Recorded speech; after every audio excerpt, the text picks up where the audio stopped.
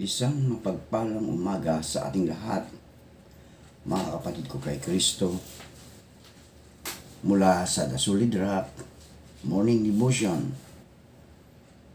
Isang kagalakan na muli tayo ay makapagbulay-bulay sa salita ng Panginoon sa umagang ito. 10 minutong pagbulay-bulay ng mga salita ng Panginoon upang papurihan at sambahin ang ating Panginoong Hesukristo. Ang ating pong pagbubulay-bulayan sa magandang umaga ng Huwebes ay matatagpuan sa Lucas, Kapitulo 21, talatang 10 hanggang 11. Dapat mo nang mangyari ang mga iyon, subalit hindi darating kaagad ang wakas. At sinabi pa niya, maglalaban-laban ang mga bansa at magdidigmaan ang mga kaharian. Magkakaroon ng malalakas na lindol, tagutom at mga salot sa iba't ibang dako. Ang pamagat ay, magugunaw na ba talaga ang mundo? Ayan. Ang sagot ng mga scientists, ayon sa kanila, aabutin pa ng mahigit 1,000,000 taon para magunaw ang mundo dahil sa pagbagsak ng malalaking asteroid. Maraming asteroid ang bumagsak sa mundo na ikinamatay ng maraming hayop tulad ng dinosaur. Ang pagbagsak ay nagdulot na napakahabang kadiliman na ikinababa ng temperatura. Dahil sa halos wala ng araw, namatay ang mga halaman at walang nakain ang karamihang hayop. Isang crater ang nasa Yucatan Peninsula na halos kasing laki ng buong Metro Manila o 180 kilometer in diameter. Isa lamang ito sa dami ng craters. Tayo po ay manalangin. Ama naming Diyos na mapagmahal, Ikaw ay napako sa krus dahil sa aming mga kasalanan. Salamat, Panginoon, sa walang hanggang pag-ibig na inialay mo sa amin. Salamat, Panginoon, sa bagong umaga, bagong araw na iyong ibinigay. Salamat, O Diyos, sa muling pagising mo sa amin sa umagang ito upang kami ay magpatuloy sa aming mga gawain, lalong-lalo na sa aming pagsunod sa iyong kalooban dito sa lupa. Aming ititaas sa iyo ang aming mga kapatid sa pananampalataya na nangangailangan ng kagalingan dahil sa mga karamdaman. Abutin mo sila, O Diyos, at ibalik mo ang kanilang lakas at pagalingin mo sila. Aming inilalapit ang aming mga drivers na naghahanap buhay sa lansangan. Sila ingatan mo at proteksyonan sa mga masasama.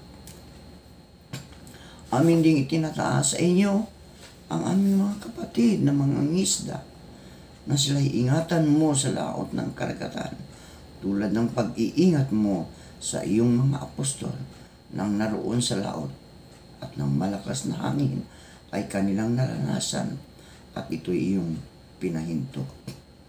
Amin ding itinataas ang aming mga kapatid na mga magsasaka, mga nagtatanim na mga palay, gulay, prutas at iba pa, Panginoon, na sila ingatan mo sa kanilang pagsaka upang ang bansang Pilipinas ay magkaroon ng maraming pagkain at ang bansang Pilipinas, Panginoon, ang siyang magpo-provide ng mga pagkain, Panginoon, sa buong mundo dahil ito'y iyong pinagpala, Panginoon, at ito'y iyong binigyan ng maayos na pagtubo ng kanilang mga pananim.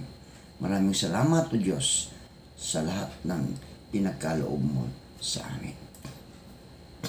Amin ding itinalapit sa iyo, Panginoon, ang aming mga kapatid na naghahanap ng trabaho, lokal man o abroad. Naway makasumpong sila ng magandang trabaho sa tulong ng iyong banal na Espiritu upang sila ay magkaroon ng hanap buhay. Ingatan mo sila, O Diyos, kung saan man sila naroon sa kanilang mga trabaho. Ilayo mo sila sa anumang kapahamakan. Bagkus bigyan mo sila ng karunungan upang mapaganda nila ang kanilang mga trabaho, O Diyos. Salamat, Panginoon, sa mga kasagutan sa aming mga panalangin. Sa pangalan ni Jesus. Amen. Subalit, maaari silang magkamali sapagkat noong 2013 lamang may isang malaking meteor ang bumagsak sa Russia. Mabuti na lang ay nadurog muna ito sa kalangitan. Ang sagot ng Panginoon ayon sa Biblia, ang mundo ay nakatakdang magunaw. Bakit? Alam ng Panginoon ang kalungkutan at kasalanan sa mundo. Nais niyang baguhin ang lahat ng bagay sa takdang panahon. Ang isang araw sa Panginoon ay tila 1,000 taon sa tao. Dalawa sa mga babala patungkol sa katapusan ng mundo ay nasa bagong tipan. Ayon sa Lucas, Kapitulo 21, talatang 10 hanggang 11, ang mga bansa ay maglalaban-laban, magkakaroon ng malalakas na lindol, at magkakagutom, at magkakasalot, at magkakaroon ng mga bagay na kakilakilabot, at ng mga dakilang tanda mula sa langit. Ayon sa pangalawang Timoteo, Kapitulo 3, talatang 1 hanggang 5, sa mga huling araw, darating ang magulong panahon. Ang tao ay maging makasarili, maibigin sa salapi, mayayabang, mapagmalaki, mamumusong, masuwayin sa mga magulang, hindi mapagpasalamat, hindi banal. Sila ay walang pag-ibig, hindi mapagpatawad, mapanirang puri, walang pagpipigil sa sarili, mabagsik, hindi mapagmahal sa kabutihan. Sila ay mga taksil, mga hindi mapigil at mga mapagpalalo. Iniibig nila ang kalayawan kaysa ibigin nila ang Diyos. Sila ay may anyo ng pagkamakadiyos, ngunit ipinagkakaila ang kapangyarihang ito. Iwasan mo ang mga taong ito. Subalit, bago magunaw ang mundo at baguhin ito, naglaan ang Panginoon ng solusyon upang maligtas ang lahat ng tao. Ang sabi niya, gayon na lamang ang pag-ibig ng Diyos sa lahat, na ibinigay niya ang kanyang bugtong na anak, na sinuman na sumasampalataya ay huwag mapahamak, kundi magkaroon ng buhay na walang hanggan. Ito po'y matatagpuan sa Juan 3:16. Maaring tao din ang gugunaw sa mundo. Bagamat sinasabi ng science ng isang natural courses ang pagtatapos ng mundo. Dahil sa mga tao mismo, maaring magunaw ang mundo kapag nangyari ang World War III. Ang Hiroshima at Nagasaki bombs na kumitil ng libu-libong buhay ay walang sinabi sa Tsar bomba ng Russia. Russia's Tsar bomba is the single most physically powerful man-made explosion in human history. And it will be probably remain that way forever.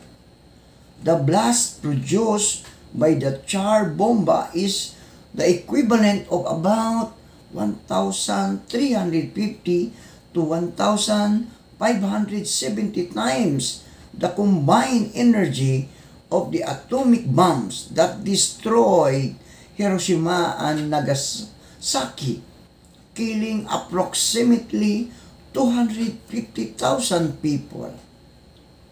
The Tsar Bomba would have the potential to destroy the entirety of Paris and most of London. Manalangin tayo. Salamat, Panginoon, sa panibang araw at buhay. Inialay po namin sa inyo ang buong araw na ito at ang aming mga pamilya. Gabayan mo ang aming mga mahal sa buhay at patubayan mo po sila sa araw na ito at ilayo sa anumang kapahamakan sa pangalan ng Ama at ng Anak at ng Banal na Espiritu Santo. Amen.